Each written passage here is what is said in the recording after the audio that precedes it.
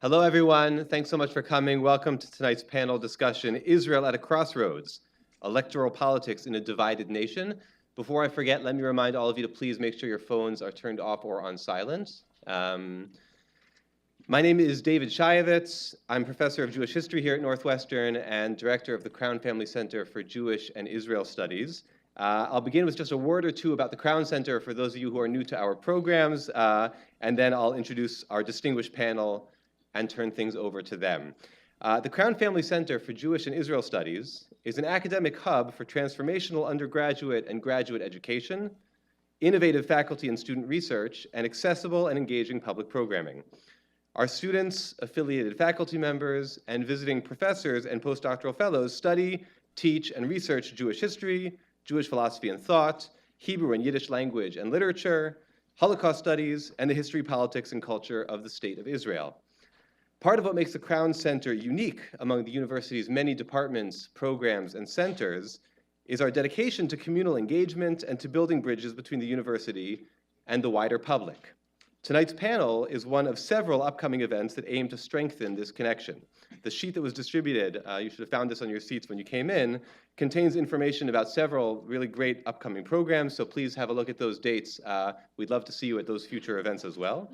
And the opposite side of the sheet contains some information about how you can help to support our efforts with a donation. Our success is largely dependent upon the support of alumni and community members, and it's instrumental in ensuring that we can continue offering programs like this one for the foreseeable future. Now, on the topic of the foreseeable future, shortly after Israeli Prime Minister Benjamin Netanyahu's governing coalition dissolved the Knesset and called for early elections this past December, my colleague Elie Rekhess, who I'll introduce in just a moment, approached me with a proposal. Let's convene a panel, he suggested, comprised of academics, journalists, and public policy experts who can provide some insider perspective about the current state of the Israeli political sphere. The 2019 election, Elie claimed, might well portend a sea change in the Israeli electoral landscape, and we could provide a service to the public by helping to contextualize it. Now, my initial response was decidedly skeptical. After 4 terms as prime minister and 10 consecutive years in office, Netanyahu was, to all appearances, an immovable object on the Israeli political landscape, and I was considerably less sanguine than Elie that the 2019 elections would yield any substantial differences. Surely this latest reshuffling of the Knesset would yield more of the same. Now, some of you may know the rabbinic expression, Ezehu chacham haro'eh et hanolad, which means, who is wise? He who can foresee the future. And clearly, that doesn't apply to me, because less than 3 months later, it's clear that regardless of who wins the most mandates, the upcoming election will be anything but more of the same. Since the beginning of 2019, we've witnessed a dramatic reshuffling of Israel's partisan landscape, including the meteoric rise of Benny Gantz, the dramatic fall of Tzipi Livni, the posthumous return of Meir Kahane as an influential political ideologue, and just in the past few days, a renewed public debate sparked by model and reality TV star Rotem Sela over the legitimate roles of Arab parties in future coalition governments. Most significantly, the announcement by Attorney General Avichai Mandelblit of the impending indictments against Benjamin Netanyahu, resulting from various long-running corruption scandals, has added an extra dimension of urgency to the proceedings. And in case none of that was exciting enough, some of you may have read recent articles about somebody who's being touted as a future kingmaker in Israeli politics, a right-wing Orthodox Jewish settler who's running on a platform of marijuana legalization and gathering a huge devoted crowd among left-wing Tel Aviv residents. So I don't know that anybody could have seen that coming.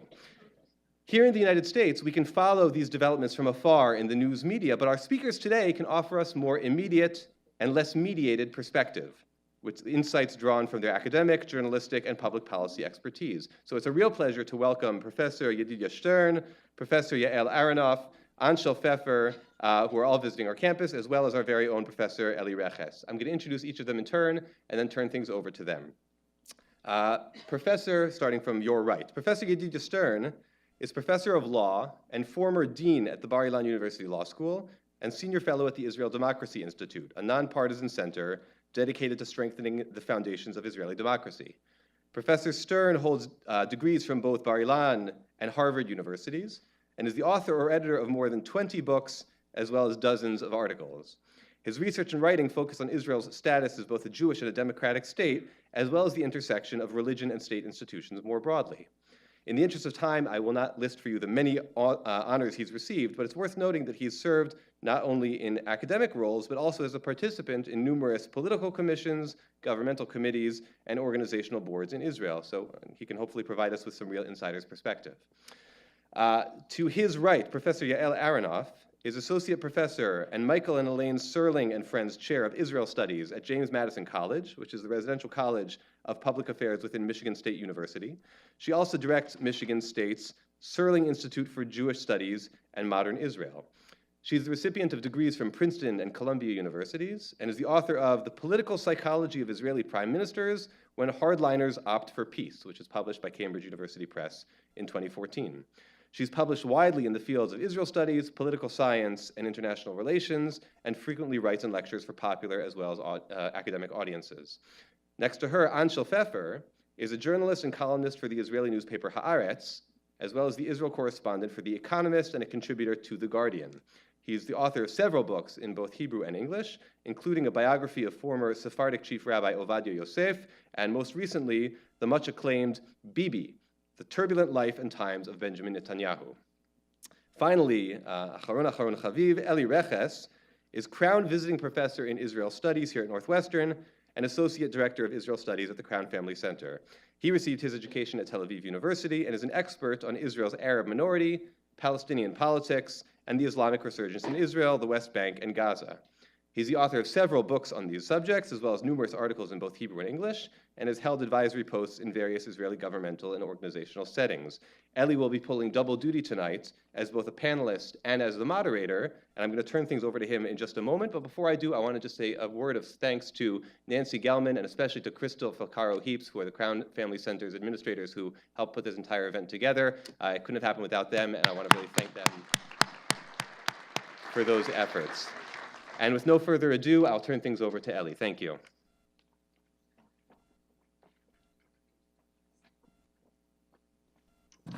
Hello, everybody. I also have some words of thanks. Number one, to you, to the audience. It's wonderful to see an almost full. There are a couple of seats still left, and I hope that people will continue to pour in.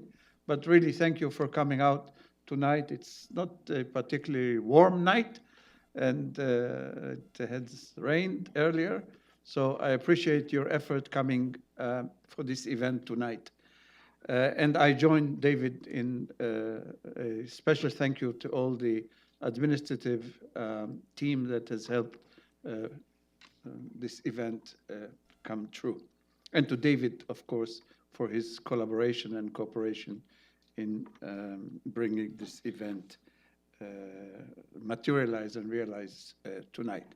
As for the order of the day, as David says, I'm also a presenter and a moderator facilitator.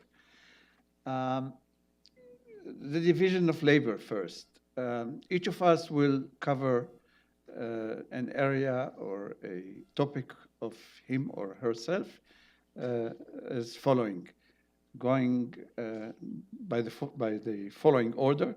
Yael will begin by talking about the left center of the political map in Israel. She will also be the first of the speakers. We'll go by alphabetical order, to be followed by, if I'm not mistaken, the next one alphabetically is no other by Anshel Pfeffer.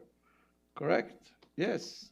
Anshel, the author of the latest biography of Bibi, will speak on the right, focusing, I assume, on Bibi. Then I will take over, and I'll speak about the Arab vote. And finally, we'll be joined by Yedidia Stern, who will speak on the religious party and the religious right.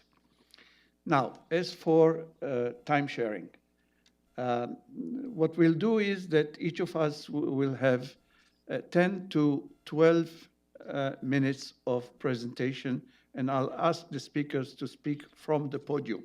I haven't told you that, but this is a most recent development.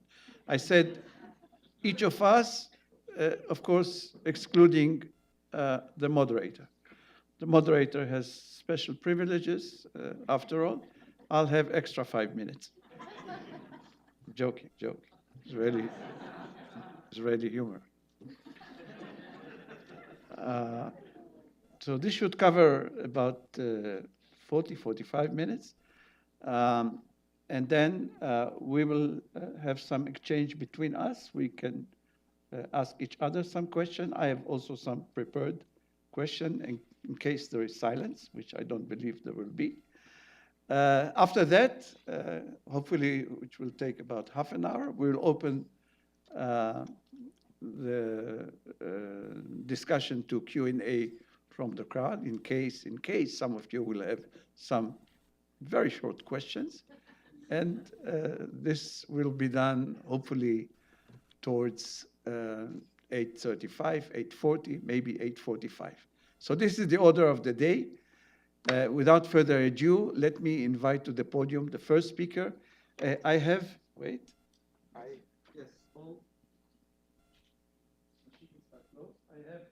timer here, which I don't know how to, my students know. I don't know how to work it out, but eventually I'll find out. 10 to 12 minutes. Yael, I invite you to the podium. Thank you.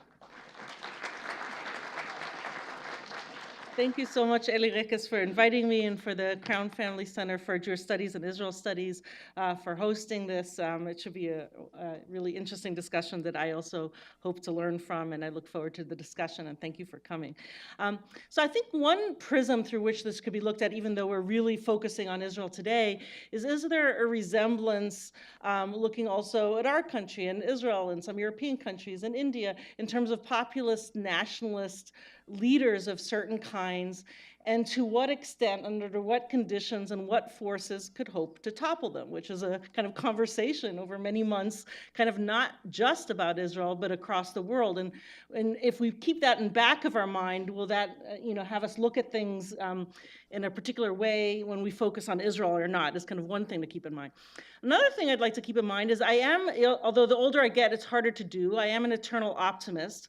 And just from talking over dinner and other things with my panelists, they're probably even more skeptical than perhaps the possibilities of Bibi being toppled, or even if he is toppled, how long it would last, or whether it would be a year, another year and a half before the next elections.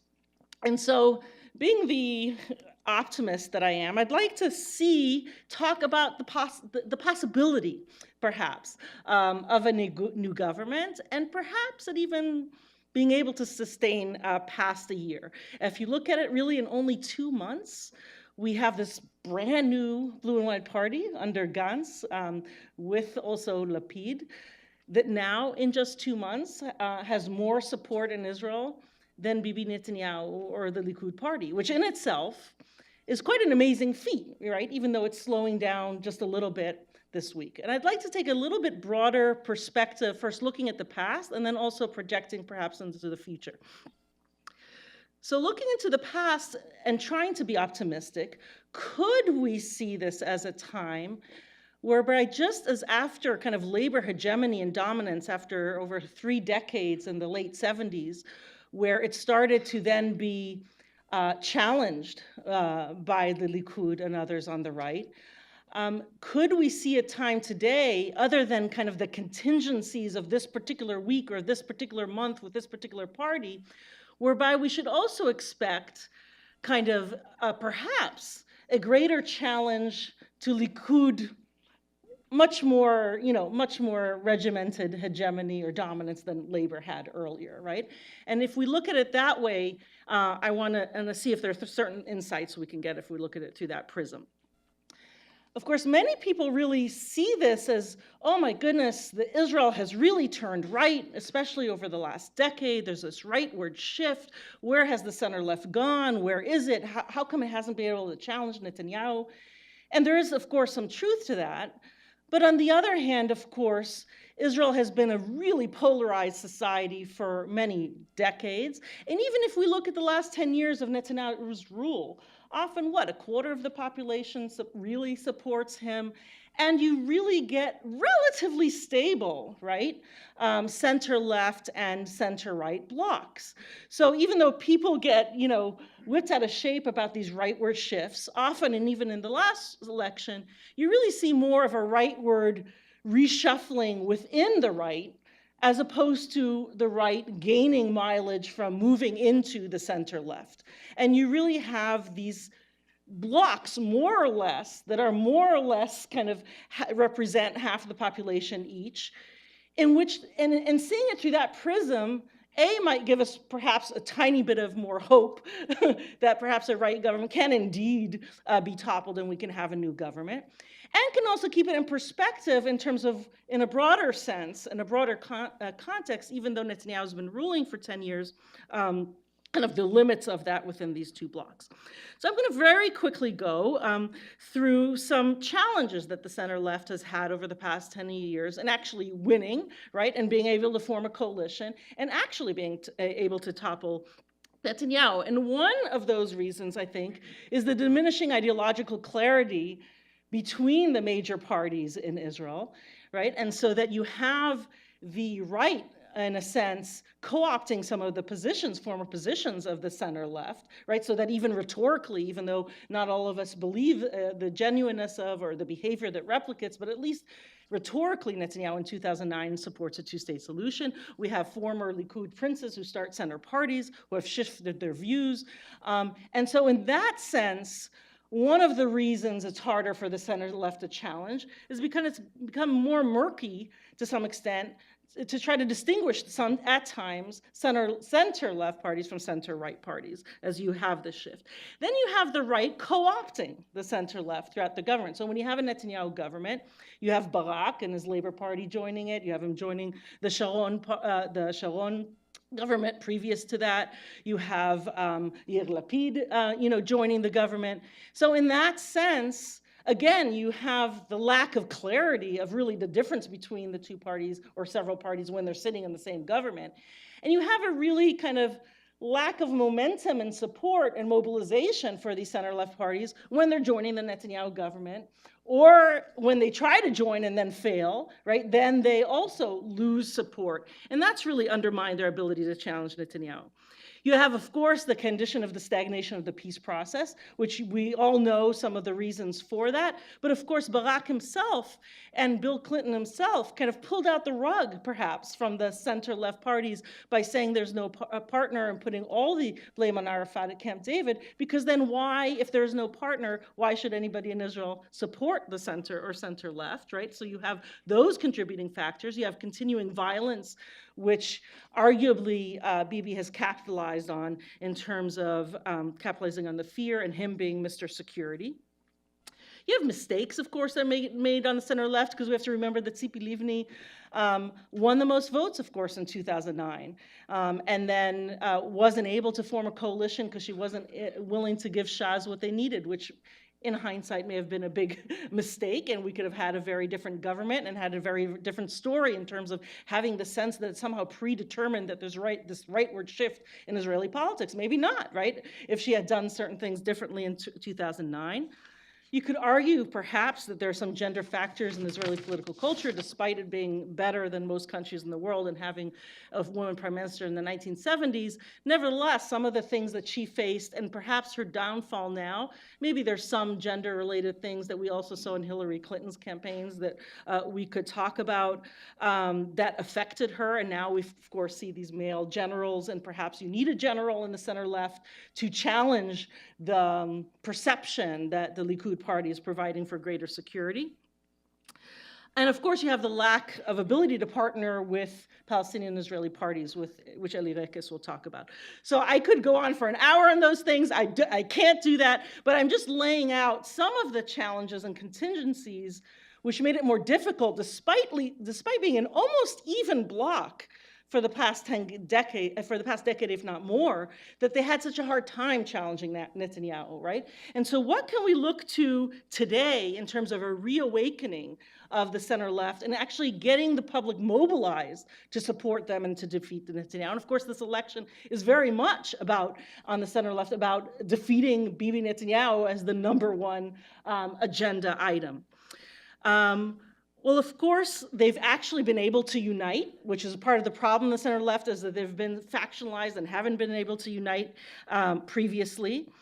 They have actually succeeded, right, according to some polls, in what they need to do, which is because you have the stagnant blocks, to actually pull some votes from the soft right or center right to this new party.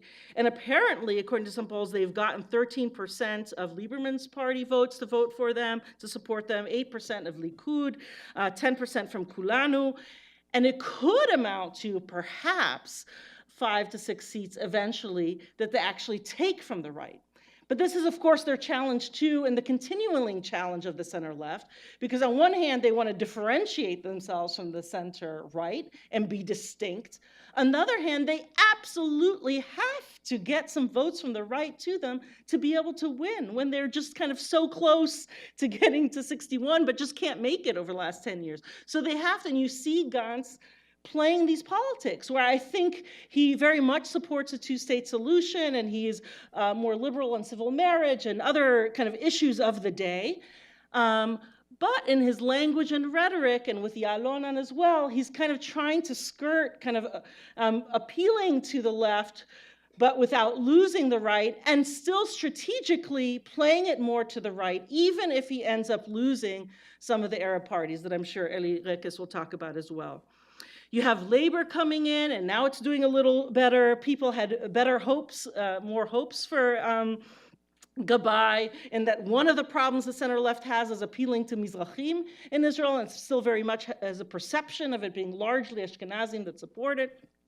But on the other hand, right, he was supposed to bring more Mizrahim on board. Gantz's party with Ashkenazi having a Mizrahi mother, perhaps there's a possibility of him doing that and helping things along. But he's had difficulty doing that. And in Meretz, of course, they're still like fighting for their survival right now and have really straddled, again, even though they're supposed to be the more ideologically pure party, in the past few elections have really straddled whether they would try to be more pragmatic on one hand or more purely ideological on other. So I'm going to end with, and start closing with, so that I don't take up too much time, that if you look at some of the reasons, and my dad was also an Israeli studies scholar who wrote on the Labor Party, so I'll take something from him as to what he explained as part of the many factors that led to labor's decline. And one was an ideology starting to be restricted to ritual discourse. Another was a rule secured by ineffectiveness of the opposition as opposed to your own effectiveness. And the third was public scandals that racked the party. If we take these three factors and we put that on Netanyahu's Likud today, you see no more, the ideology becomes almost ritually used, but it's not really an ideological party. It's a personality-based party on one hand. Secondly, you can see part of its success is not because it's been so incredibly successful, but because of the ineffectiveness of the center left and being able to challenge them. And thirdly, if you talk about scandals, my God, there's nothing compared to today's scandals with the indictments than there was for labor in the 70s.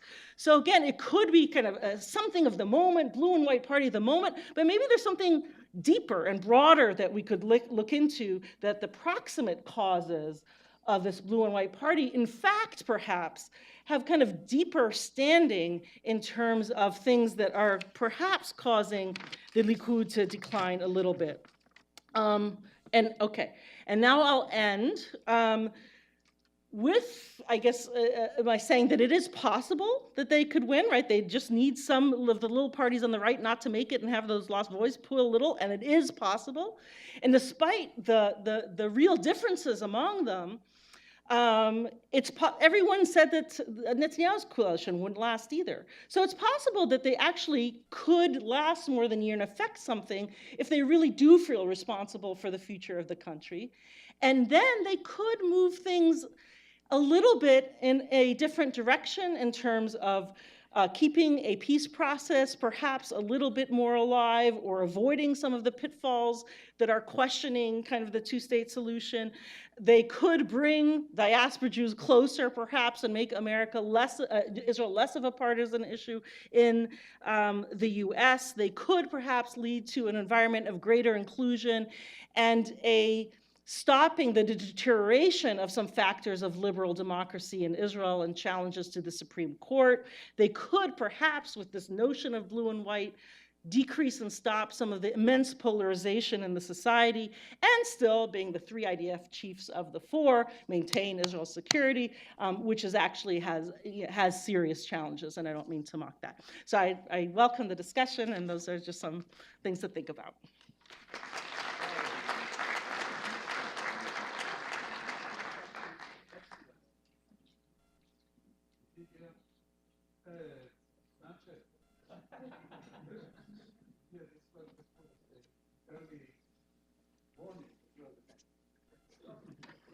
Okay, I'm putting my watch here so I can see that I won't.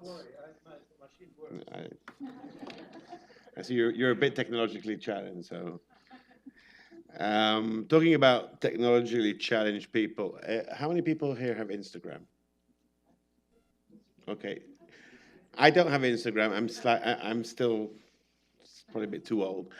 And if anyone would have told me, David mentioned earlier about thinking initially that this election would be more of the same, and how we're already seeing at this stage of the campaign how many things have happened that we wouldn't have imagined. That's nice. If anyone would have told me, Don't touch anything with technology.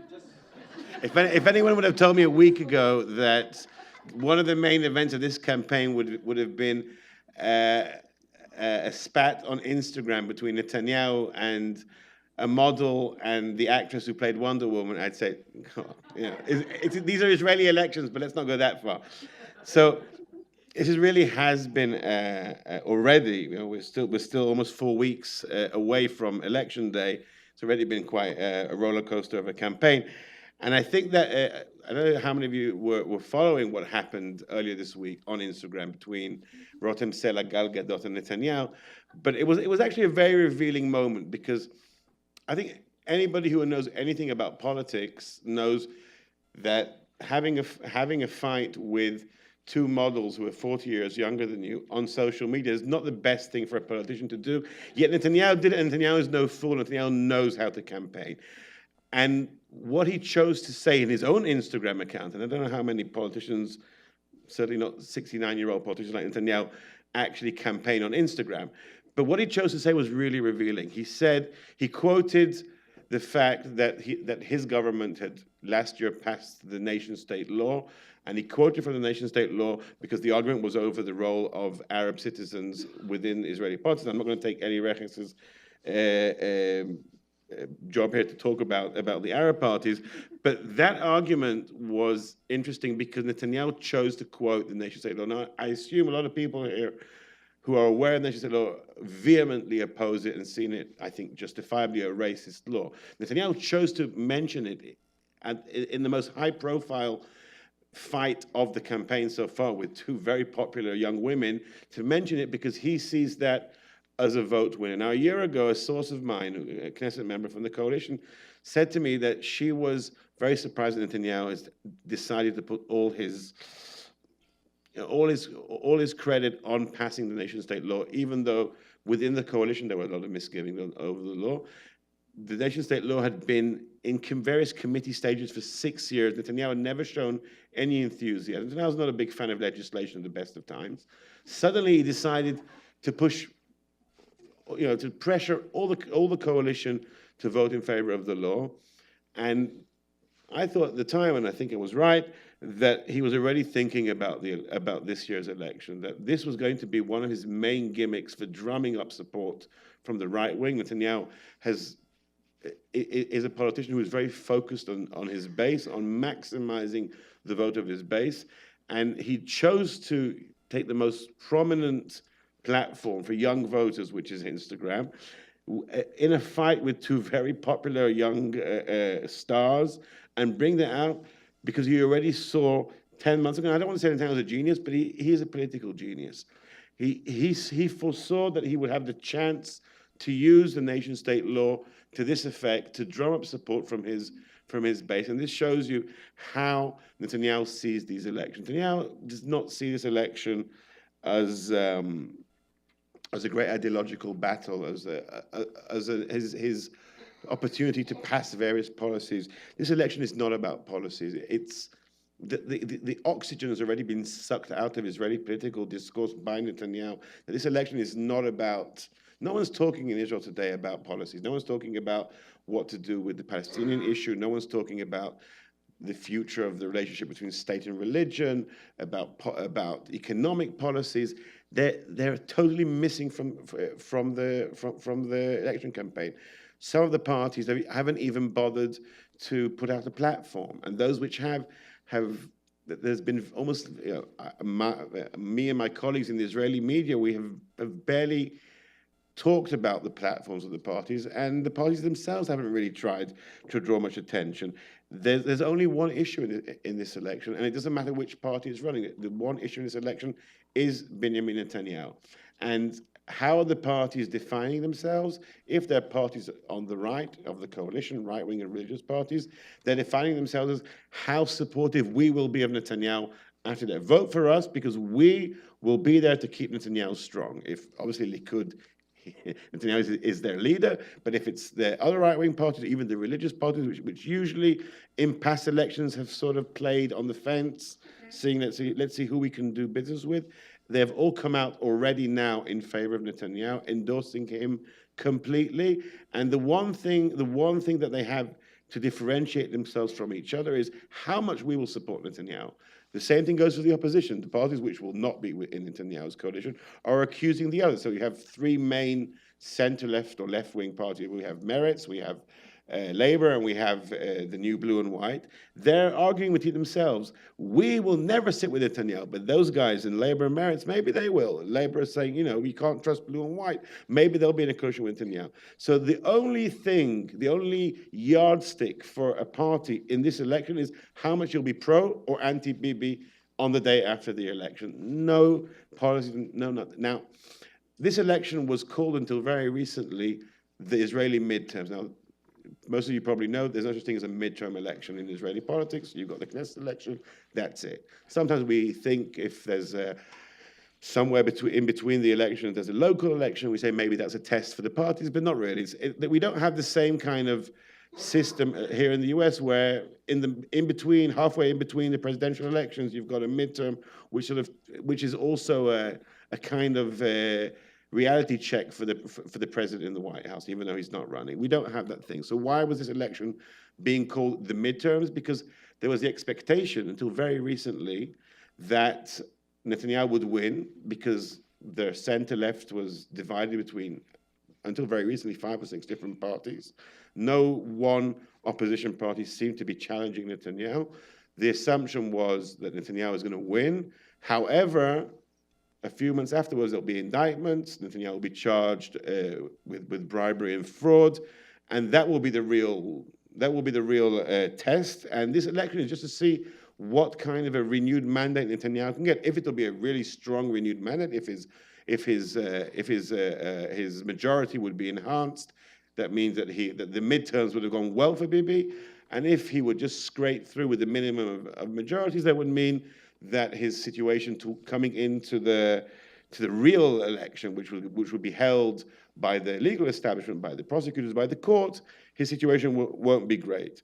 But as Yael analyzed just before me, the coalescing of 2 centrist parties into what is now called blue and white has changed the picture. There is a real challenger in the shape of Benny Gantz, a party which, at least in the polls, is now overtaking Likud. And in some of the polls, we're even seeing that the bloc of left-wing and centrist parties may have a tiny majority in the Knesset after April 9, and that means Netanyahu will not have a path open to forming another coalition. So it's no longer a midterm. It's a real competitive election for the leadership of the country. But it's a different kind of election. It's not a real election because, as I said, no one's talking about politics. It's a referendum. Now, we don't have referendums in Israel either. The country I was born in, Britain, has had a few referendums in recent years which have wreaked havoc with Britain, which Britain is still dealing with.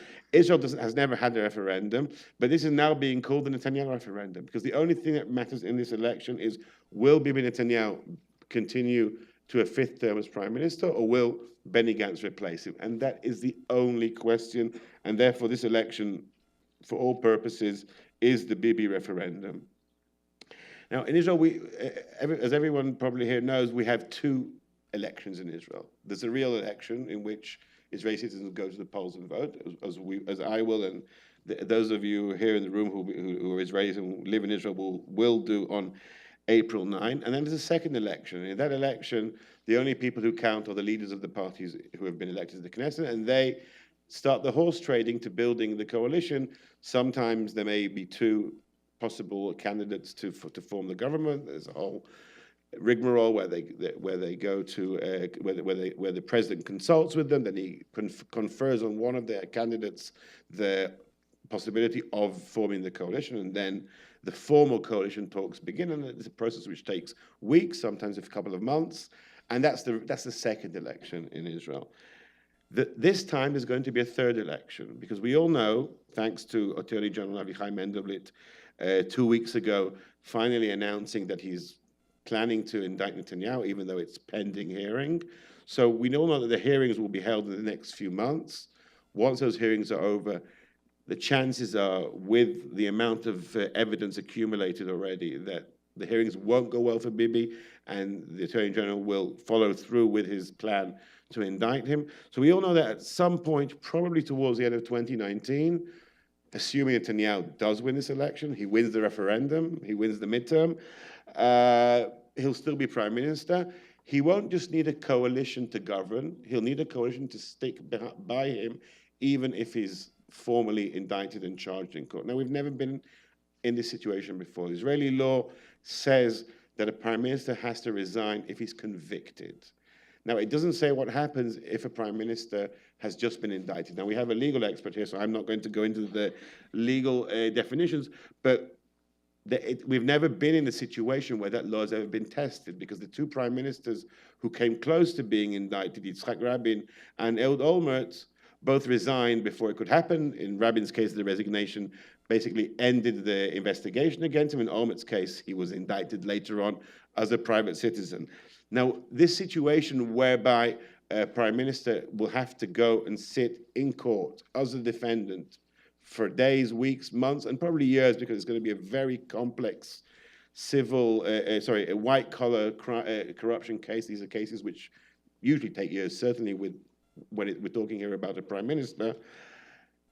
It's almost an unimaginable thing, having a man running the country while sitting in the dock. And they'll need, and he'll need not just a regular coalition. He'll need 61 Knesset members who are willing to vote with him, despite him being day in, day out in court.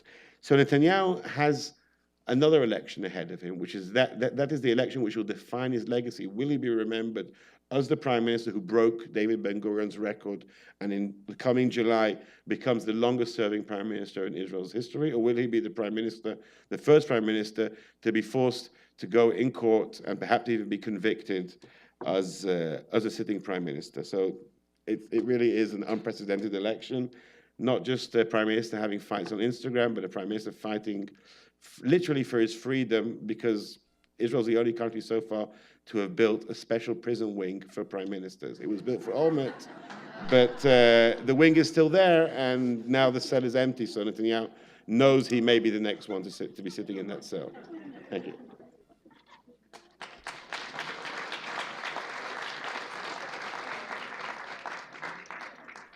Thank you, Anshel. Excellent timing. I don't really need this. The nice thing about the two speakers prior to me is that they mentioned me twice, and they said, we don't want to intrude into what Elie Rekhess says, and then spoke 5 minutes about what I'm going to say. So, but never mind. I'll read out what I have to say so that my time is timed.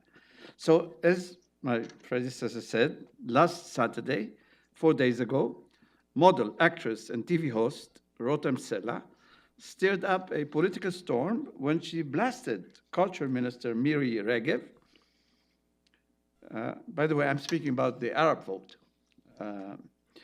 For accusing Benny Gantz and Yair Lapid's Blue and White Party for wanting to establish a government relying on the support of Arab parties. Her criticism was, of course, directed at Netanyahu. What's the problem with the Arabs, she asked. Dear God, there are also Arab citizens in this country. When the hell, her words, will someone in this government convey to the public that Israel is a state of all its citizens and that all people were created equal and that even the Arabs and the Druze and the LGBTs and, shock, the leftists are human? Bibi didn't like that. He hastened to respond on his social media or Instagram page, Rotem, he said in a fatherly manner, an important correction. Israel is not a state of all its citizens. According to the nation state law that you mentioned, Anshel, we passed, Israel is the, quote, nation state of the Jewish people, not anyone else. He went on to claim that the government led by Blue and White, that included, quote, Arab anti-Zionist parties, would undercut, quote, the state's security. The Netanyahu-Rotem-Sela controversy, Sela now supported by Gal Gadot, superwoman who came out in her defense, quickly deteriorated into a public debate over what? The nature of the state of Israel. It even prompted President Rivlin, a Likud member, but a bitter rival of Bibi, to intervene. Quote, there are no and there will be no second-class citizens, and there are no second-class voters, Rivlin said. We are all equal in the voting booth, Jews and Arabs, citizens of the state of Israel. 120 Knesset members cannot change its character as a Jewish state, and 120 Knesset members wouldn't be able to change its democratic character. Well, if anyone needed justification why I, or the topic of the Arab vote, is included in this panel, here you have a partial answer to the central role that Arabs are and will be playing in this 2019 Knesset campaign. Few words of background. In the last 2 decades, Arabs voted mostly for Arab or Jewish Arab parties, rather than for Jewish or Zionist ones. The turnout rate of Arabs was low, reaching the low ebb of 53% in 2009, compared to 65% of the general population. Arab parties have never been invited to join any government coalition. Common words in the professional literature, marginality, peripherality. Arab electorate is deeply fragmented and factionalized. There has been a high rate of abstention and boycott, and I highlight these 2 words because I'm going to come back to them in a couple of pages' time. Due to sense of exclusion, let me quote one Arab writer who cynically said, we weren't even given the privilege of saying no. Always we are at the borders of political legitimacy and Israeli society, and these borders are of ethno-nationality. Reason of abstention and boycott come as a result of protests against the Arab parties, condemned of inner division, inability to unite, engagement in external issues rather than solving the internal ones. A sea change, as you know, occurred in 2015. Arab parties united. Turnout went up to 63%. However, this was only a mirage. The inner cohesion didn't last long, and the United List disintegrated and fell apart just a little while ago. And 2 weeks ago, after bitter negotiations, new configuration was born, 2 parties instead of one ODTB and the other Balad and the Islamic Party. Now let me begin my presentation. First question that I want to pose, what role are or will the Arabs play in the upcoming elections, or let me speak about the Bibi or TB campaign.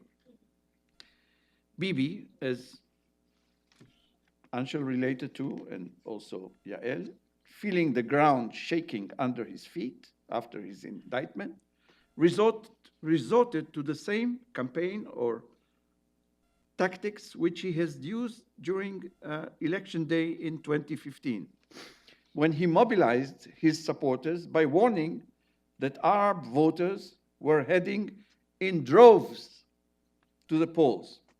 And it worked. This year, the political wizard similarly coined a new mantra named Bibi or TB. Now, the idea is very simple. Blue-white, though doing well in the polls, does not have too many political allies, as you might have heard, with whom to build a sound coalition. The Haredi ultra-Orthodox have already announced that they will not sit with Lapid. The right wing is out of question, and what is left is a dwindling left. What is left is a dwindling left. In such case, Gantz might need to resort to what Rabin did in 1992, that is, rely on the Arab parties as an obstructive bloc or blocking bloc. This scenario, true or imaginary, for Bibi this doesn't really matter, was exactly what Bibi needed. He now described his rival in Kahol Lavan, white-blue, as fragile leftists who eventually will coalesce with Arab Israelis, who are collectively, depicted as a fifth column, guided by veteran Knesset member Ahmad Tibi. I think some of you might have heard the name. He's been in the Knesset for God knows how many years, 25 years at least, whose name rhymes with Bibi, Tibi, Bibi. Hence the slogan for a genius copywriter, Bibi or Tibi. Quote, until this week, I didn't know that against my will, I was a leading candidate for prime ministership. Tibi commented cynically the other day. Question number 2. Would Arabs indeed serve as coalition partners or as a blocking obstructive bloc? The chances that the Arab parties would serve as a safety net for a left-wing government seem unlikely. The left, as it always has been, is hesitant. Let me quote Avi Gabay, the head of Labor, who said in an interview 2017, we will not sit with them, unequivocally. I do not see anything that connects us to them, the Arab political party, of course, or allows us to be in the same government with them. Even Gantz is stuttering with regard to the reliance on the Arabs. He, like Gabay, is scared of Bibi and of the right, of the center, potential supporters. In fact, rejecting Bibi's allegations that he will inevitably collaborate with Arab parties, Gantz said that he, quote, will call for a unity government, and anyone who is Zionist and sane can join. What do you gather out of this? I'm almost done, Elie. There is also a lack of trust within the Arab leadership. There is no consensus within the Arab camp. Tibi, for example, a well-versed politician and a pragmatist, declared most recently that his party would not exclude serving as a blocking bloc if the government will allocate no less than 64 billion shekels. In Yiddish, they say, a Kleinigkeit, for the development of the Arab sector, including the establishment of a new Arab town. My last point, abstention and boycott. This is my most important point. The anti-Arab witch hunt, which takes place these very days, might create a backlash with far-reaching repercussions. Now, several factors may contribute to this development. Number one, the Arab public feels frustrated and angry because the Joint List is busy or was busy with personal issues and did not do enough to help the Arab public. Such domestic distressing issues as violence, crime, murder of women remain unresolved while the politicians quarrel over seats. The Arab public lost trust in the political music chairs game of its leadership. The high expectations all dissipated in the air. The resurgence of anti-Arab political climate, which we witness on a daily basis, on an hourly basis, Bibi or Tibi, Tibi or Bibi, in the form of legitimizing Kahanist parties as a future coalition partners, creates a bleak atmosphere. The anti-Arab rhetoric promoted by the Likud propaganda creates pent-up anger in the Arab sector, disgust, animosity, and hatred. All add to the cumulative effect of the Nationality Law 2018, legislated just a year ago, and one may anticipate a combined result of growing rate of significant abstention and boycott. But I would take it one more step, and I'm going back to the late 1999 period and the beginning of the 2000 years when the second Intifada erupted in Israel and infiltrated through the Green Line and the 2000 October events that actually shook the Arab sector and led to the blockage of the Wadi Ara road. And we all remember what has happened. And I do not exclude that under certain circumstances, I'm not saying it's coming, and I don't want to prophesize. We all know who, Yedidia, help me. איך אומרים באנגלית, למי ניתנה הנבואה?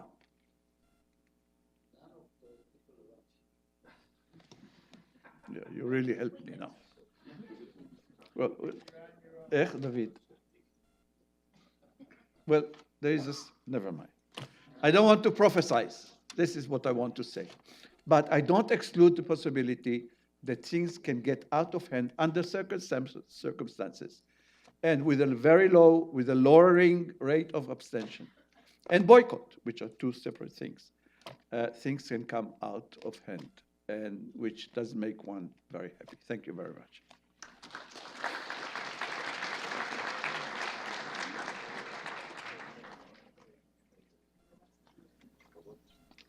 Good evening, everybody. Thank you, Elie, for the invitation. Things are not black and white. This is a big deal to understand this. It's not clear who is so bad and who is so right here. Let's be open a little bit. In 2003, when we started the Democracy Index in the Israel Democracy Institute, we asked Israelis, all Israelis, tell us, are you happy with the current situation in Israel? This is 16 years ago. Exactly 16% of Israelis said we are happy. Majority said we are in a problematic situation, and some said, comme ci, comme ça, kacha, kacha. Today, the numbers are just the opposite. Exactly 16% are saying that Israel is in a bad situation, and vast majority is happy with the way Israel is. It's important to put the whole discussion in this context. in a way, it's a golden age for the state of Israel. And somebody was a prime minister while this happened. And this somebody is Bibi. However, we are facing a tragic situation in Israel. Because this guy did a wonderful job. But while doing it, he was and is still tearing apart the society. The title of this evening is Israel at a Crossroads, and we are in the midst of a cultural war in Israel between the different sections. So it's not black and white. Huge success on one hand, on many, many physical indexes. You can see how wonderful Israel behaved in the last 10 years, and economy, security, no big war, which is a big deal, being the father of some soldiers, on one hand. And on the other hand, we really do not find ourselves as one nation acting with one vision in order to achieve national goals. So this is a big context of the discussion of this election. There is a person, Bibi, I know, that's right. We're going to vote for or against this guy. But this is a place which is so dear to all of us. And it is complex, it's very successful, but we are facing a huge social debate in Israel. We are not sharing the same vision. We're very unfortunate. Now, I was asked to talk about the religious aspect of the political life in Israel, so I'll do that. Sure, I'll scream. We're talking about two sectors. One is the ultra-Orthodox, the Haredim, and the other are religious or Zionist religious sector, Datim Leumim. The first sector, the Haredim, the ultra-Orthodox, there are about 1 million people, about, I would say, 12% of the population, growing fast. Half of this population are under the age of 16. Take a minute to think about it. There's 500,000 kids with payas and nylons on their legs, 500,000 of them running in the streets of Israel, and soon enough there will be voters. This is one major aspect of the future of the state of Israel. What will happen with this group?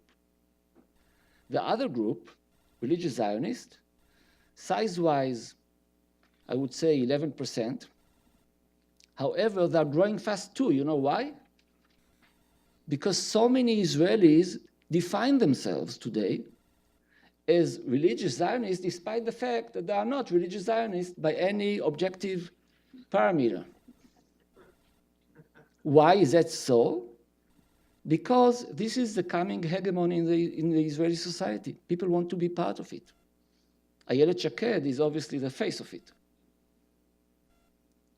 When we ask Israelis, tell us, who are you? 22% said we are religious Zionists. This is not true. So we took some more money out of the pocket in order to recheck the fact, because it cannot be true. And the same result, again and again, 22% saying we are religious Zionists, and they are not.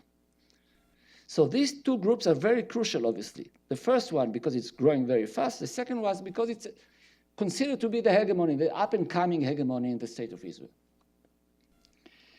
Now, let's talk 2 minutes about the ultra-Orthodox. They are the kingmakers in Israeli politics. Despite the fact that we are talking about 10%, this 10% is very focused. They care about something which is very specific and has nothing to do with the major issues of Israeli politics. They care about, obviously, religion and state. They care about their power in the chief rabbinate. They care about specific things. They care about the character of the public sphere, or to be more precise and more fair, they care about their interest and their ability to maintain their way of life. So everybody knows they are for sale. You want to be prime minister? No problem, I'll give you 12 Knesset members if you'll just promise me what I care for as a Haredi, as a ultra-Orthodox. And when you have 12 or maybe more Knesset members for sale for a specific issue, which the rest of the population care but not care enough, this is a very powerful, I would say, merchandise in the political arena. Are they going to stay the same way they are? Question, it's a big question for Israeli society, and the answer is right here. You know the apple with a bite? This is the end of the style of life of the Haredim. Half of them have two phones. One is a kosher one to show the kids, which is not a smart one, just a phone. And the second one is just like this. And when you have this little thing, this is it. You decide what you want to know, and you become a master of your future. And the Haredi style of life is under huge threat because of Steve Jobs. That's the way it is. So what will happen in 10 years down the road? Are there going to be 15, 16, 17% voting as a group for their interest? I'm not so sure. Might be totally different. But right now, it is still functioning. This coming election, they will go with whoever will give them what they want. Right now, they say we are going with Bibi and only Bibi. Obviously, that's what they will say.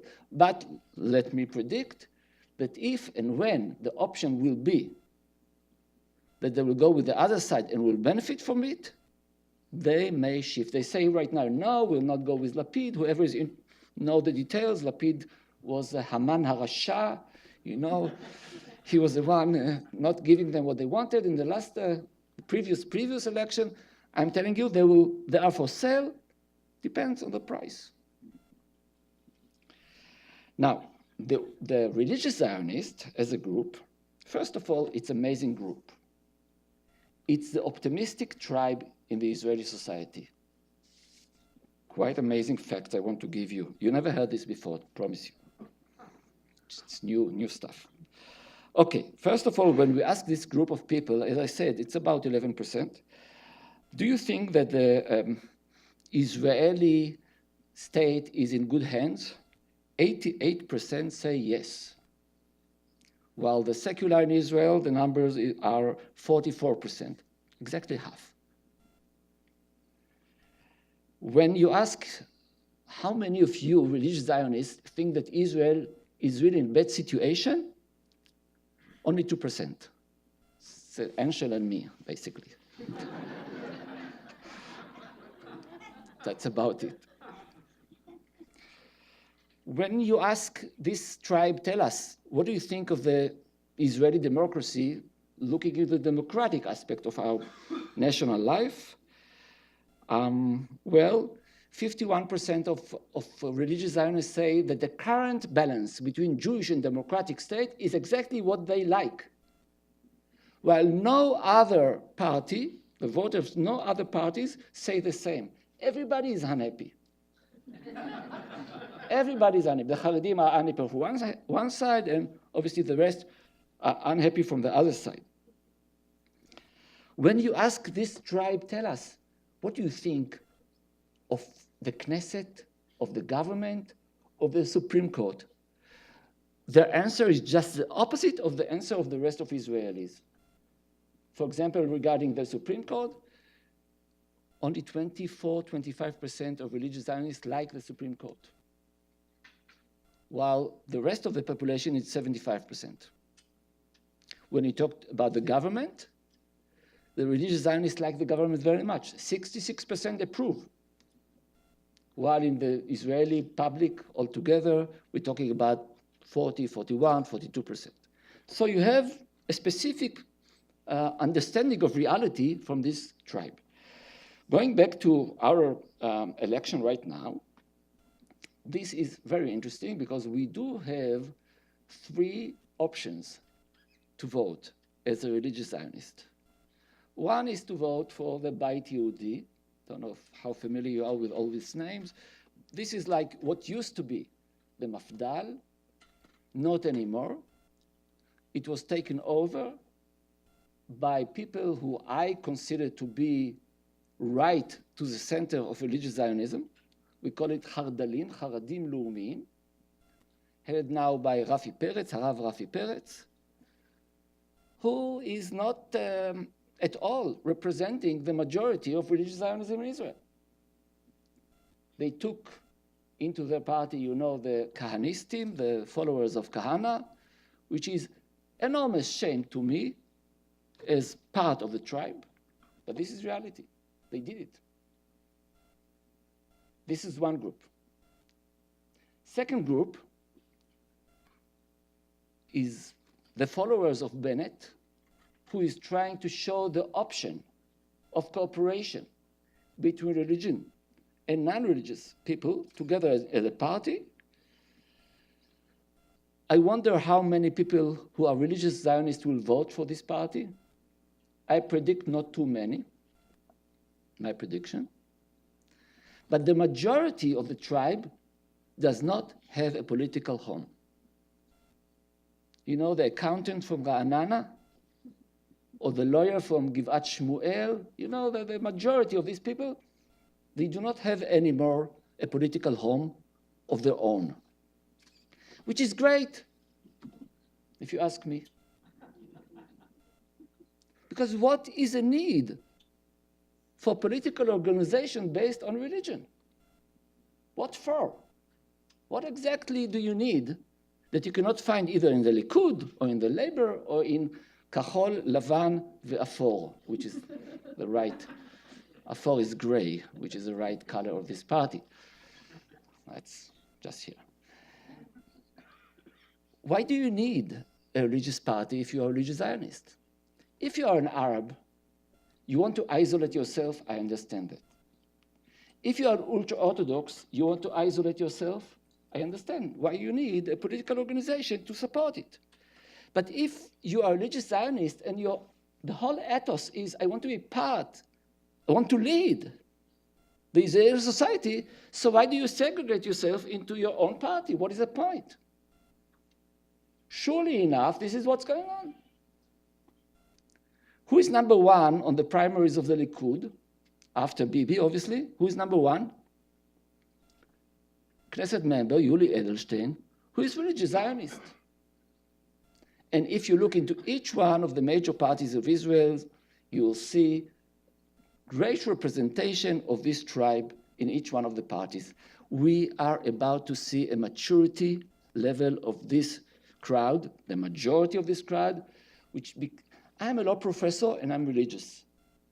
My son-in-law is a doctor and he is religious. My other son is an officer and he's religious. Sounds obvious. What's the big deal? So why can't you be a politician and religious? You can be on the right, you can be on the left. Why do you need an organization separately? Many of the religious Zionists in Israel understand what I just said, and they're voting for whatever they're voting. So there's no real need for the whole thing. I want to finish up with the following. I told Elie, you can send already the invitation for the next conference in a year and a half for the real election. Good evening.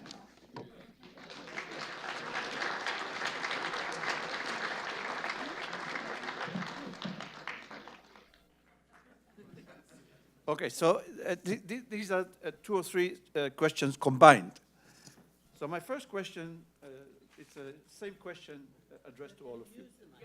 First question is, whom do you think the president will ask to form the government? Now, this is all predictions. You're not on record. What are your inner feeling at this point? Number two, what do you think will be the rate of participation? And you alluded to that, Yedidia. What is the weight of the undecided? Because the polls, by the way, every 2 hours there is a poll in Israel. The people love the polls. So, yes, the rate of participation, the undecided, and who, now there is of course a difference between who will the president choose to ask to form a government and who will be the prime minister. Let's stop by that. Anshel, I'll give you the honor of, you want my mic? I have yours. Oh, okay. I'll start with your third question. You asked about turnout. You asked about who the president is You going want to to ask. say you cannot take notes. Oh, I forgot. Sorry, turnout. Who the president going to ask? What was the third one? No, that's turnout. What was the other one? Undecided. Okay, so you're looking at an undecided voter. I don't know when I'm going to be voting, but I mean, is this a phenomenon that and has a serious however, factor? being an undecided voter in Israel does not mean the same thing as being undecided between Democrat and Republican. I'm undecided between Meretz and Labour, so I'm undecided between two center-left parties. And most undecided Israelis are undecided within their own bloc. However, and I think the number is still quite high, and we're seeing in the polls the whole time parties going up and down. The real question is the undecided voters who could change the election, because if someone moves from Meretz to Labour, that's not going to change the eventual result. And Yael talked about it earlier, the number of Likud or right-wing voters who are going to move slightly leftwards and vote for centrist blue and white, Kahol Lavan, they're going to decide the election. And these are soft right voters, people whose heart and his ideologies are with Likud, but they're really pissed off with Benjamin Netanyahu. They don't want to vote for Bibi. And there is a sizable number of right-wing voters who don't want to vote for Netanyahu. Most of them will, in the end, vote for Likud or for another party which will vote for Netanyahu, even though they don't want it. They'd be very happy to see Netanyahu depart from the political stage. The number of right-wing voters whose inclination not to vote for a Netanyahu supporting party is so strong, it'll push them to vote blue and white. That is what's going to decide this election. And every time we see in a poll blue and white going up and the overall number of center-left seats crossing the 61 threshold, which will prevent Netanyahu from building another coalition, is that shift. It's that number of people moving. The turnout will be lower than last time, because last time the turnout was very high, and it was done with Netanyahu's panic message at the very end. You can't panic people twice, the child who cried wolf. And I think Rivlin, I don't know who he's going. Rivlin will be very fair, and he will call upon whoever has the best chance. I do know who Rivlin does not want to call upon, and everyone knows Rivlin is dying to see Netanyahu depart. He would love to call on anyone but Netanyahu, but he will be scrupulously fair, and if necessary, he will call on Netanyahu. Thank you. Yael, you want to take this? I agree with, this is on, right? Yeah, I agree with that Rivlin will be fair. And if, again, some of the soft right can go to blue-white, if Kulanu doesn't make the threshold or Kulanu supporters support blue-white, if the Moshe Feiglin party dies down, and you have these parties on the right. If maybe even Shaz doesn't make it, perhaps you didn't talk about Shaz. It'd be interesting to see what you say about that. While Meretz and others make it, then there's a possibility that there's enough of a gap between what blue and white has been able to get and Likud gets, that it'll be an easy decision perhaps for Rivlin to ask them to form a coalition. I don't know about the voter turnout. I defer to you on that since you're on the ground more.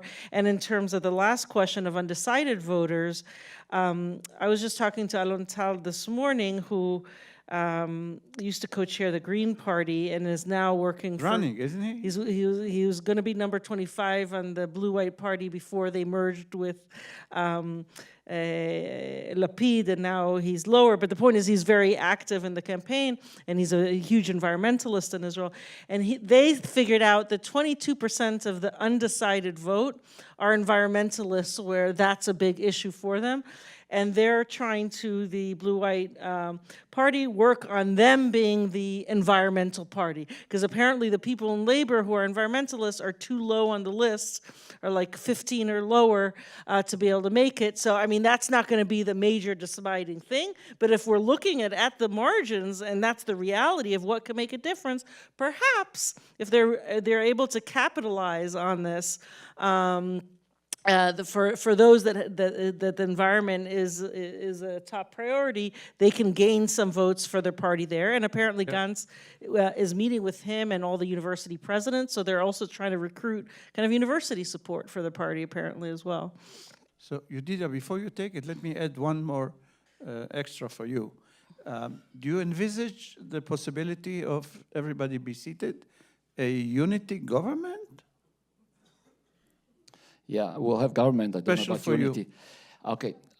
Regarding your first question about Rivlin, I can tell you from personal discussion with the Prime Minister that this is his main... On what capacity, Yedidia? You know, we live in the same neighborhood. He is concerned on this. This is his main concern, that despite the fact that he will win the election, Rivlin will not ask him to form the coalition. The more, listen to this, the more Netanyahu is attacking the rule of law, and that's what he's doing now, the more legitimate will, I think, be a decision of Rivlin to try elsewhere. Can you repeat that? No, I think once is enough. Just telling you. You are the president, you're responsible. When you have only one option, you have only one option. People voted. But when you have more than one option, you have to consider many aspects of your decision making.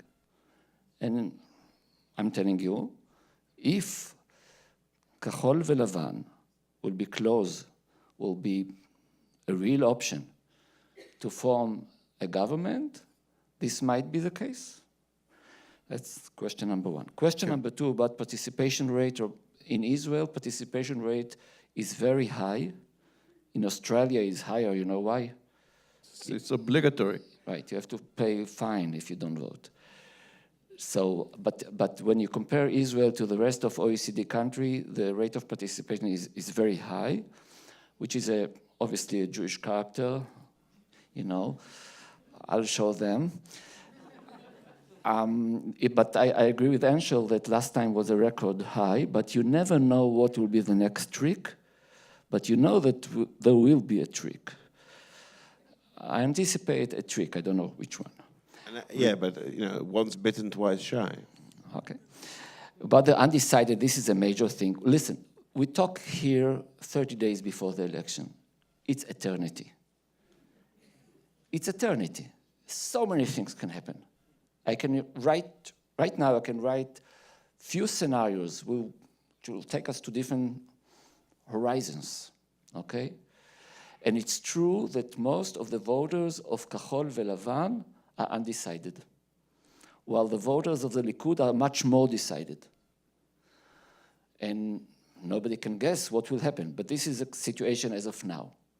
So it gives some advantage to the Likud. Obviously, it's a based, you know, political party with a history, as Kahol veLavan is the new kid on the block. So nobody has a commitment to Kahol veLavan. So we don't know what are the ramifications of this fact, but this is a fact as of now. What was the last one? National unity Yes, government. unity government. This is a real option. A real option? I think so. I'll explain why. If Netanyahu wins, Likud wins, and he will have to rely only on the base, you know, the right-wingers in Israel, and he will have 61, 62 Knesset members. Obviously, he cannot rule a government based on this amount of Knesset members. And he will be captive by, excuse my words, the crazy right people in Israel, and we will have few examples. They will be able to extort him right and right. And he's a smart guy. And he will understand he cannot govern this way. So his main option will be to try to bring in somebody who is, you know, more rational, and he will find a way to explain it, and Gantz will be the defense minister. This is an option. It's actually quite possible that this will happen. Put another thing into the fire, guys, if Kahol Velavan is not part of the coalition, they will Disintegrate. Great the day after the election. There's nothing that's really common to this very beautiful group of good wishers for the state of Israel, but they do not share ideology.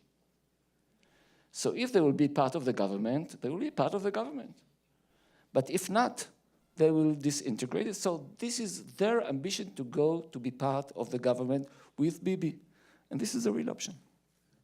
Apropos, another name that popped up in my notes, should we already eulogize Ehud Barak, Anshel?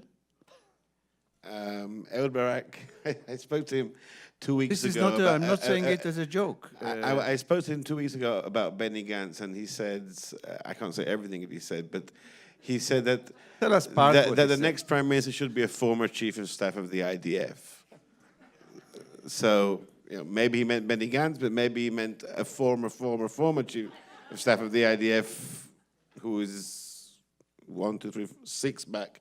Ehud Barak. So he certainly hasn't counted himself out. I think the fact that Blue and White have tried to bring in as many former chief of staff of the IDF, Gantz, Ashkenazi, and Yael, but not Barak, who would love to have joined, means that they've checked very carefully in internal polling how much he would be worth, and decided he's not worth the price. Okay. A couple of quick questions now, directed personally to each of you. Yeah, the recent polls, and as I told you, every 2 hours there is a poll. Recent polls show that Kahol Lavan, white-blue, is dropping in the polls, significantly so, losing 5 to 6 seats. What's happening there? Is it what Yedidia has just described, that there is no there? That nothing really ties these people together. There is no platform that really unites them. That inner conflicts, not only of the ego, but also of substance. What is their platform? How do you explain these ups and downs? Is it the survey that go wrong? Can you say a word about this? Again, a lot could happen in 3 weeks, but it seems like maybe the initial buzz calmed down a little, could be part of it. Part of it, it seems like some of their votes actually went to Labor, which is interesting as to why that would happen. Maybe the feeling was in trying to get votes from the soft right, they were abandoning kind of left too much, and that Labor therefore is clearer in that, and some moved therefore towards Labor.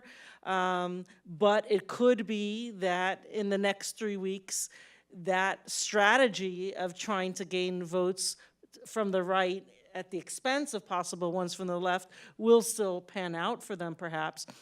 And as you said, so much could happen in the last 3 weeks. I'm writing a book now, Dilemmas of Asymmetric War, so I'm constantly looking at tensions on the Gaza border, and it's always can be a powder keg that explodes. I mean, Netanyahu is risk averse and is trying to calm that down. but perhaps his calculation would be different if he feels like his survival is at stake and he may not calm things down as much, or it gets out of his control. What would be the repercussions then? Would it favor him, or perhaps the opposite would happen, that people would see Bibi Netanyahu as not securing the country? And he has taken credit, by the way, as well for handling things well in terms of containing Hezbollah and Iran in Syria. But of course, this week it came out that Hezbollah is on Israel's border, and that Russia made promises to Netanyahu that this wouldn't happen, and they did it anyway. So his kind of foreign policy creds that he has among his base, it's potential that things could happen and things could come out in the next 3 weeks, which would diminish that a little bit. So who knows?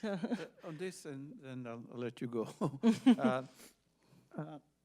Doing homework for this panel discussion, I was trying to figure out whether what's Gantz's position on a two-state solution, and I couldn't find an answer. Maybe you have an answer. I mean, does he have a position on a two-state solution?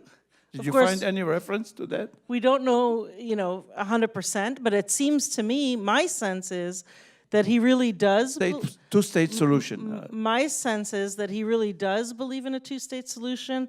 I think he's made several speeches, even a year ago, at the Washington Institute for Near Peace and other places, stating his advocacy for a two-state solution. So I think my feeling is he is very much for it, but that rhetorically, again, what they mean by it in their platform again is veering towards the center soft right by saying, oh, we won't divide Jerusalem and we'll stay in the Jordan Valley, which sounds like the kind of two-state solution that's closer right now to where Netanyahu was rhetorically.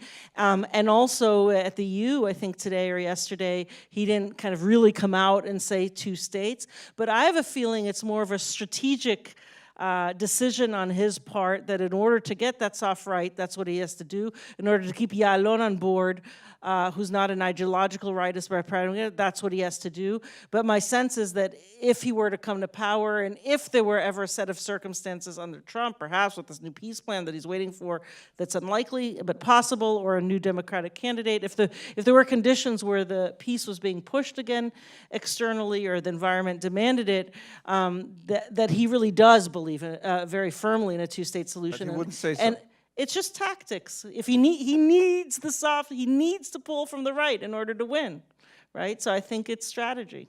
Okay. Yeah. Anshel and then Yedidia. Feiglin, the new kid on the block. What's this? I mean, legalizing pot. Yael spoke about the right wingers that Gantz needs, and I said before that there is a not inconsiderate number of right wingers who do not want to vote for Netanyahu. Now, in the last election in 2015, they voted for Kahlon's Kulanu, who got 10 seats, which was a very respectable result for a party which was a brand new party and didn't really have much of a manifesto besides vote for Kahlon, who'll be a great finance minister. And the reason that Kahlon did so well was that there is a large number of his right-wingers who don't want Netanyahu as prime minister. And Kahlon was a right-winger who said, I'll sit with either side. And he even gave off a vibe of preferring to sit with Herzog rather than Netanyahu. Netanyahu, in the end, won the election, so Kahlon had no choice. Kahlon is now endorsing Netanyahu, and he didn't do a very good job as finance minister. So that constituency of anti-Bibi right-wingers have nowhere to go. Feiglin is this very weird ultra-right-winger who's happy to sit with left-wingers in the same party and talk about legalizing cannabis and separating state and religion. And he said it very clearly, I have no problem sitting with Gantz. Maybe I'll sit with Netanyahu, maybe I'll sit with Gantz. I'll sit with whoever legalizes cannabis. So if you're a right-winger who's fed up with all the party of the right wing, and also Naftali Bennett has not emerged from Bibi's shadow. So if you're an anti-Bibi right winger, either you leave the right wing and say, this time I'll vote for Benny Gantz, and some people are saying that. I'm a right-winger, but I'll vote for a centrist party because we got to get rid of Netanyahu. So this election, I'm going to leave my camp. Or you're going to look for another alternative. And suddenly up comes Feiglin, who is a bit of a weird character. Nobody really knows what he's going to do or if he's going to cross the electoral threshold. But he's an alternative for that group, and I think that's what his current surge in the polls represents more than anything else. Last but not least, Yedidia, and then I'll open the time is running. Yedidia is a legal expert, and not only as a specialist on the religious blocks. Bibi's indictment, can you give us a legal opinion on that? Sure, it's easy.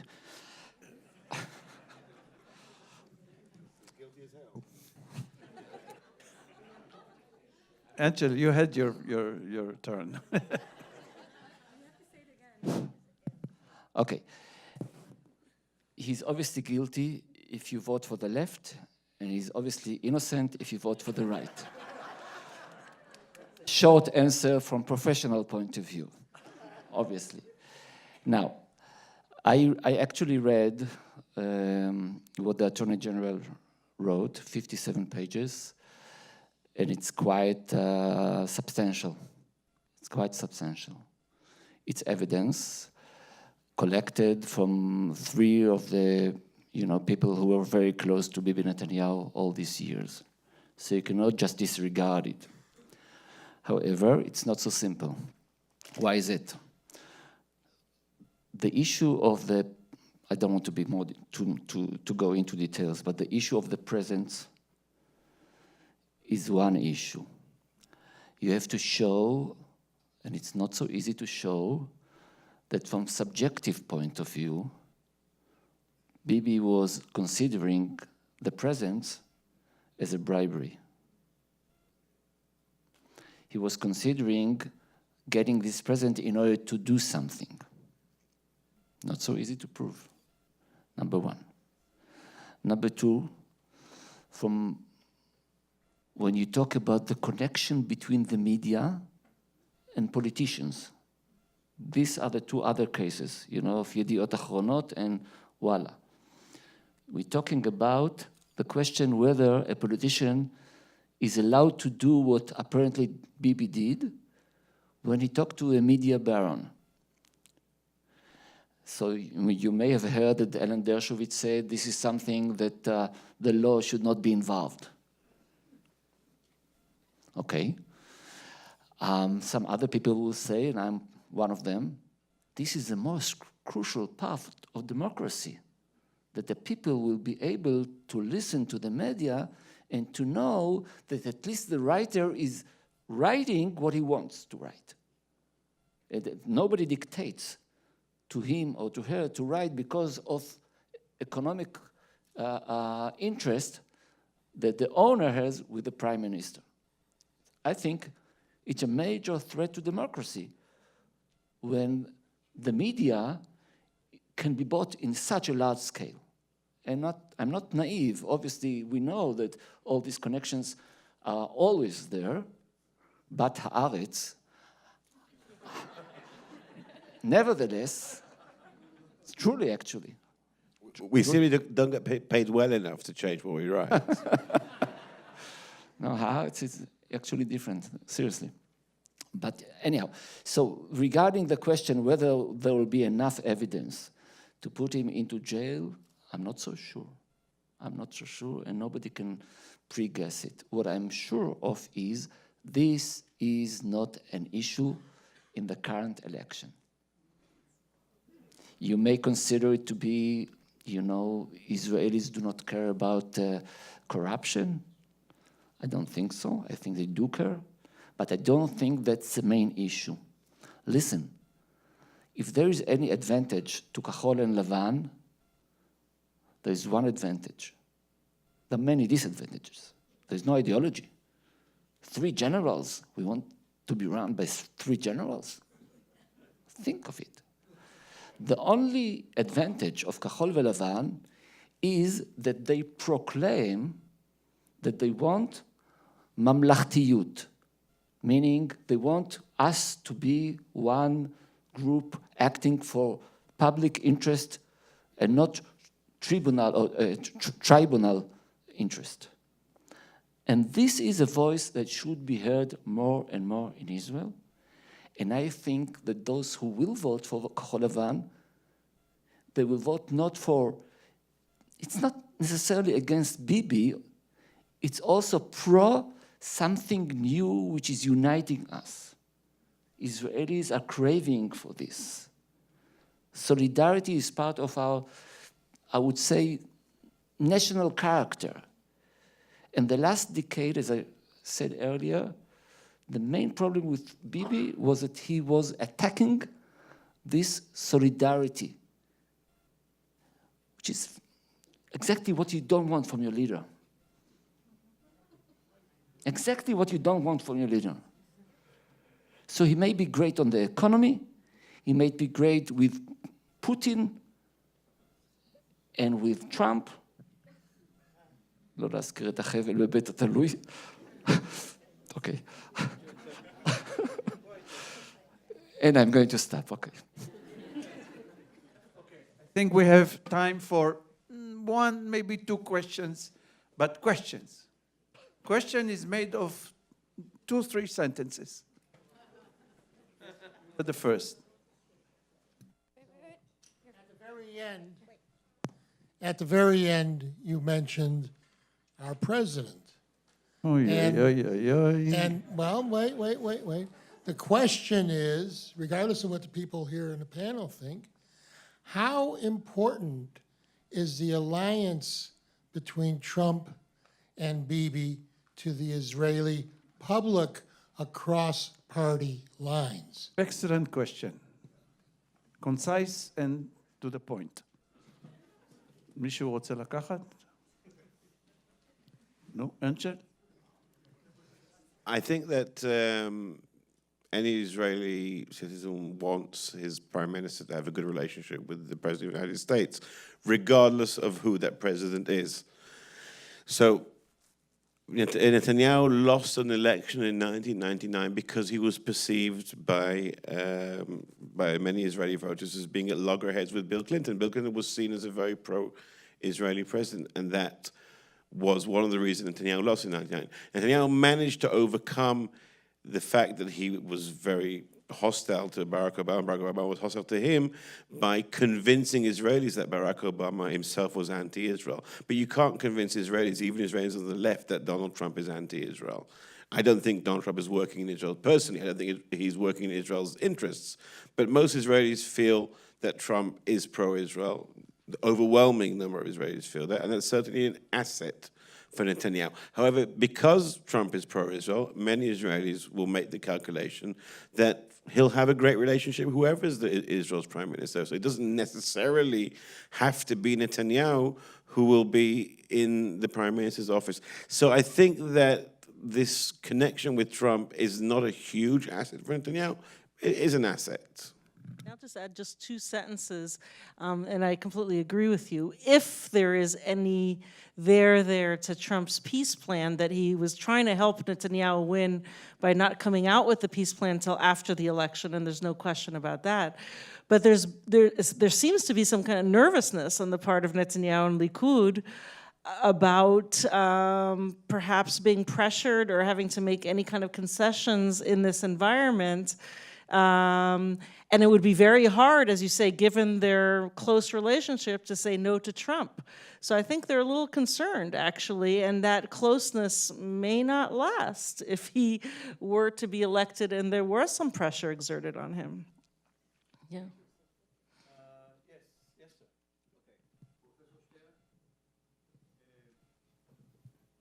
Relating to what you said about President Rivlin, if you'll do the right thing and not let Netanyahu form the government, but ask Gantz to do it, will there be riots in Israel as a result of that? After that, will Netanyahu join a Gantz government? After the riots or before the riots? After the riots, probably, yeah.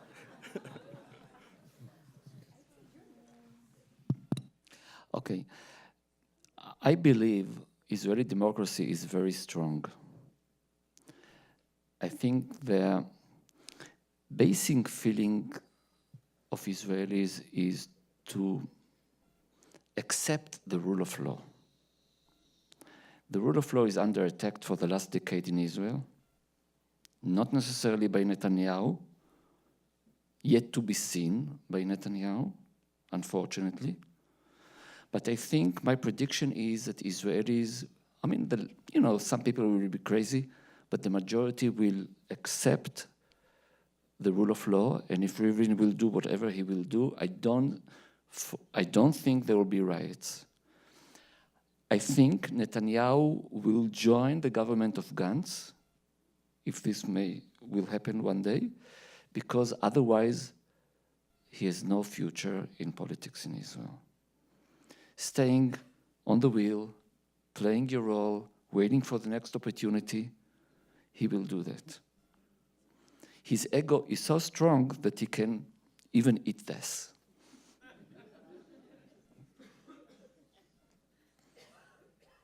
Well. Yes, Abba.